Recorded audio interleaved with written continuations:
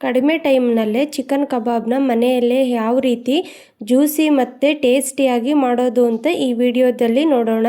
ಹೊರಗಡೆ ಅಂಗಡಿಲಿ ಹೋಗಿ ತಿನ್ನೋ ಬದಲು ಈ ಥರ ಮನೆಯಲ್ಲೇ ಮಾಡಿಕೊಂಡ್ರೆ ತುಂಬಾ ಚೆನ್ನಾಗಿರುತ್ತೆ. ಈ ಚಿಕನ್ ಕಬಾಬ್ಗೆ ಯಾವುದೇ ರೀತಿ ಫುಡ್ ಕಲರ್ ಅಥವಾ ಕಬಾಬ್ ಪೌಡರ್ನ ಬಳಸ್ತಾ ಇಲ್ಲ. ಒಂದು ಸರ್ತಿ ಈ ರೀತಿ ಮಾಡಿದರೆ ತುಂಬ ಇಷ್ಟಪಡ್ತೀರಾ. ಹೊರಗಡೆಯಿಂದ ಕ್ರಿಸ್ಪಿಯಾಗಿ ಮತ್ತು ಒಳಗಡೆ ತುಂಬ ಸಾಫ್ಟ್ ಜ್ಯೂಸಿಯಾಗಿರುತ್ತೆ.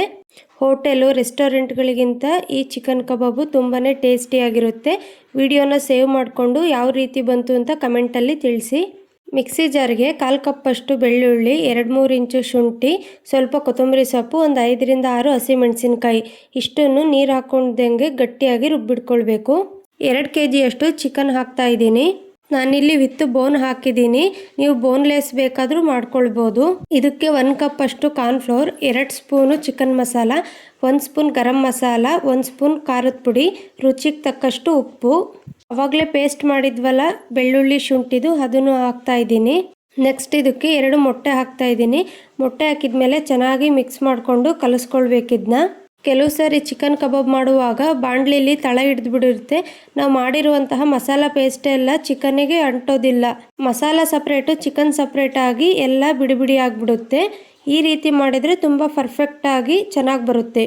ಮಸಾಲೆ ಎಲ್ಲ ಚಿಕನ್ಗೆ ಚೆನ್ನಾಗಿ ಮಿಕ್ಸ್ ಮಾಡಿದ ಮೇಲೆ 1 ನಿಂಬೆಹಣ್ಣು ಹಾಕ್ತಾ ಇದ್ದೀನಿ. ಇದಕ್ಕೆ ನಿಂಬೆಹಣ್ಣು ಹಾಕಿದ್ಮೇಲೆ ಚೆನ್ನಾಗಿ ಕಲಿಸ್ಕೊಳ್ಬೇಕು. ಇದನ್ನೆಲ್ಲ ಕಲಸಿದ ಮೇಲೆ ಇದನ್ನು ನಾನು 1 ಗಂಟೆ ಅಷ್ಟು ನೆನೆಯೋಕೆ ಇಡ್ತಾ ಇದ್ದೀನಿ. ನಿಮಗೆ ಟೈಮ್ ಇಲ್ಲ ಆವಾಗಲೇ ಮಾಡ್ಕೊಳ್ಬೇಕು ಅನ್ನೋರು ಸಹ ಮಾಡ್ಕೊಳ್ಬೋದು. ಚಿಕನ್ ಎಲ್ಲ ತುಂಬ ಚೆನ್ನಾಗಿ ಮ್ಯಾರಿನೇಟ್ ಆಗಿದೆ. ಬಾಣಲಿಲಿ ಎಣ್ಣೆ ಕಾಯಕ್ಕೆ ಇಟ್ಟಿದ್ದೀನಿ. ಎಣ್ಣೆ ಎಲ್ಲ ತುಂಬ ಹೈ ಫ್ಲೇಮ್ನಲ್ಲಿ ಕಾದ್ಮೇಲೆ ಅದನ್ನು ಮೀಡಿಯಮ್ ಫ್ಲೇಮ್ನಲ್ಲಿ ಇಟ್ಟು ಒಂದು 30 ಸೆಕೆಂಡ್ ಆದಮೇಲೆ ಈ ರೀತಿ ಕಬಾಬ್ ಬಿಡಬೇಕು. ಕಬಾಬ್ ಎಲ್ಲ ಹಾಕಿದ ಮೇಲೆ ಆವಾಗಲೇ ತಿರುಗಿಸ್ಬಾರ್ದು. ಯಾಕೆಂದರೆ ಅದು ಹಾಕಿದ ತಕ್ಷಣ ತಿರುಗಿಸಿದ್ರೆ ಎಲ್ಲ ಚಮಚಕ್ಕೆ ಅಂಟ್ಕೊಳ್ಳುತ್ತೆ. 1 ನಿಮಿಷ ಆದಮೇಲೆ 2 ಕಡೆ ಚೆನ್ನಾಗಿ ತಿರುಗಿಸ್ತಾ ಇದ್ದೀನಿ. ಇದನ್ನು ಮೀಡಿಯಮ್ ಫ್ಲೇಮ್ನಲ್ಲೇ ಒಂದು 6-7 ನಿಮಿಷ ಚೆನ್ನಾಗಿ ಬೇಯಿಸ್ಕೊಳ್ಬೇಕು. ನಾನಿಲ್ಲಿ ಚಿಕನ್ ಪೀಸ್ನ ಸ್ವಲ್ಪ ದೊಡ್ಡದಾಗಿ ತಗೊಂಡಿದ್ದೀನಿ. ನೀವು ಬೇಕಿದ್ರೆ ಸಣ್ಣದಾಗಿ ಕಟ್ ಮಾಡ್ಕೊಳ್ಬೋದು. ಇವಾಗ ಚಿಕನ್ ಎಲ್ಲ ತುಂಬ ಚೆನ್ನಾಗಿ ಬೆಂದಿದೆ. ಇದನ್ನು ಇವಾಗ ಎಣ್ಣೆಯಿಂದ ತೆಗಿತಾ ಇದ್ದೀನಿ.